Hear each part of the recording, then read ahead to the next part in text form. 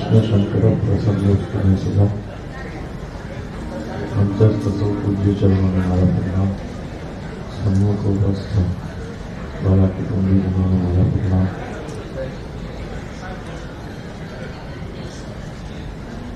बधाए પોતપોતાની રીતે કંઈક ને કંઈક યોગ્ય કર્યું છે। મારે તો ખાલી મહાપ્રભુજીનું એક સૂત્ર આપ સૌની સાથે વાંચવું છે। જે કંઈ પણ જે શુદ્ધાદ્વૈતના સિદ્ધાંતો હશે બધાના સાર રૂપે મહાપ્રભુજીએ એક બહુ સુંદર વાત કરી છે। જેવો ભાવ હશે એવો ફળ થશે। જેની સાથે પણ આપણે મળ્યા ત્યારથી કોઈને પણ તમે મળ્યા હશો ને પહેલી વખત મળ્યા વખતે જે તમારા હૃદયમાં ભાવ ઉત્પન્ન થયો એ વ્યક્તિ સાથે હંમેશા આપણો ભાવ એવો થવાનો। એટલે સાયકોલોજીને જે લોકો સમજતા હશે એ લોકોને પણ આશ્ચર્ય થાય કે મહાપ્રભુજી આટલા વર્ષો પહેલા કેવી રીતે આ વાત કરી દીધી કે જેવો ભાવ એવો ભાવ। બહુ અગત્યની વાત છે।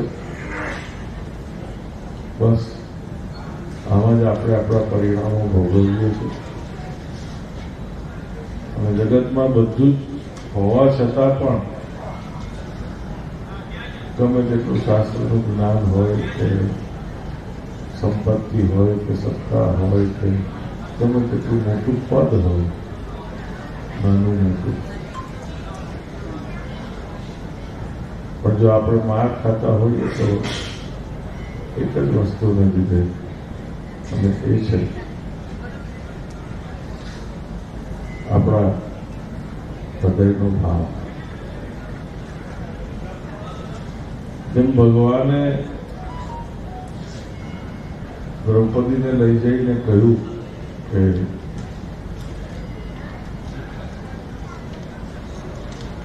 તારે ખાલી પ્રણામ કરવાના અને કહેવાનું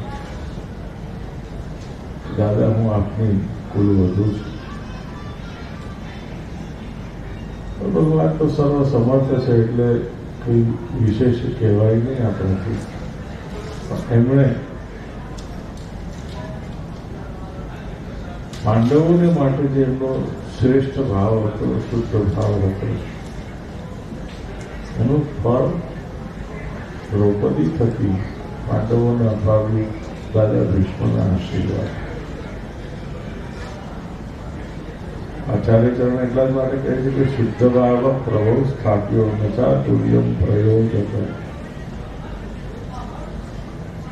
આપણે ચાતુર્ય વાપરીએ છીએ ને એટલે ભાવ ગમે તેટલો શુદ્ધ હોય પણ એ ભાવ કલુષિત થઈ જાય છે। જેમ ભગવાનને રાજી કરવા માટે આપણી પાસે ભાવ શુદ્ધ હોવો જોઈએ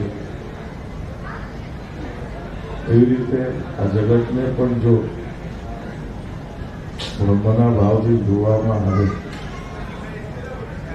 અને શુદ્ધ ભાવ રાખવામાં આવે જગતની સાથે તો બધા એક સુખ ચેનથી આ જીવન વિતાવી શકે છે। એમાં કોઈ સંશય નથી। બહુ સુંદર આટલી એક વાત છે જે અનુભવથી છોકરો કાકા કરું છું છોકરો કાકા કાકા આ એક વસ્તુ સમજાય છે જે આપ સૌના લાભ માટે આપની સાથે બાકી કારણ કે બધું જ છે જે ભાવ છે ને એ આપણો શુદ્ધ થઈ જાય બસ એટલે પતી ગયું। અને એટલે જ શ્રીમદ ભાગવતનો આશ્રય પકડી રાખ્યો છે, કારણ કે શરૂઆતમાં જ આપણને ઉદ્દેશ સમજાવી દેવામાં આવ્યો છે શ્રીમદ ભાગવતમાં કે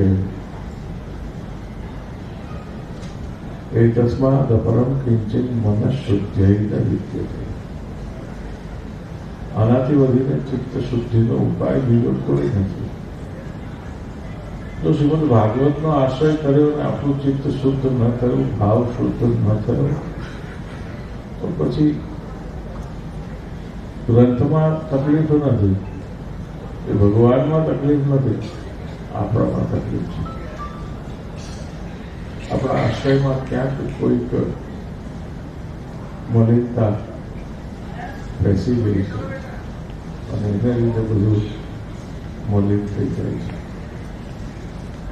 તો સાવધ રહીએ અને ભાવ શુદ્ધ રાખીએ.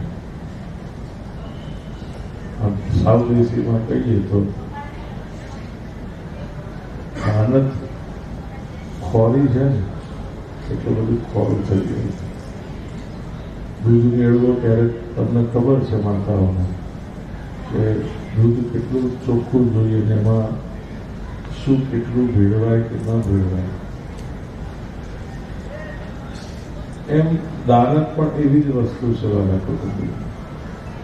સમજો દૂધ કેટલા રૂપિયાનું છે, કેટલા રૂપિયાનું છે. સ્વામી નજીક તો પહોંચી જ ગયું છે, પણ દૂધ કરતા દહીં કેવું છે, સસ્તું કે મોંઘું? મોંઘું. દૂધ કરતા દહીં મોંઘું ને દહીં કરતા શું મોંઘું? એ ભગવાનને જે 5 મકાર પ્રિય છે ને એની પાછળનું કારણ જ આ છે કે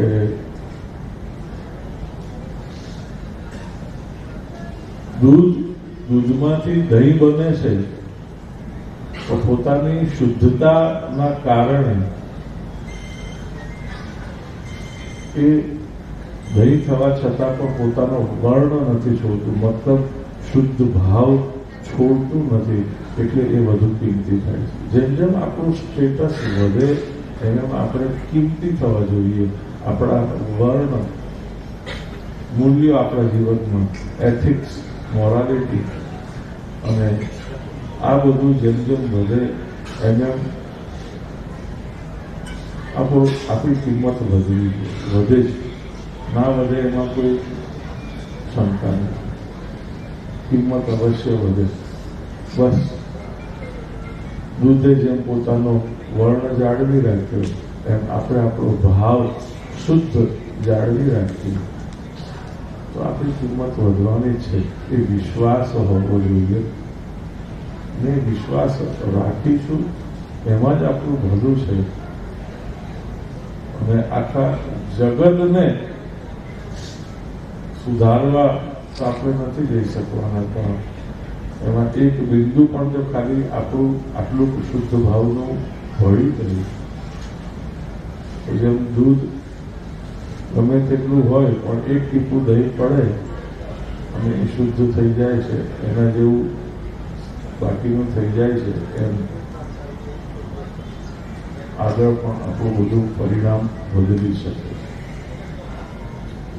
બસ આટલો ભાવ મારે આપ સૌની વચ્ચે રજૂ કરવો તો સુખી થવા માટે મને લાગે છે શાંતિ જોડાય બીજી કોઈ વસ્તુની જરૂર નથી.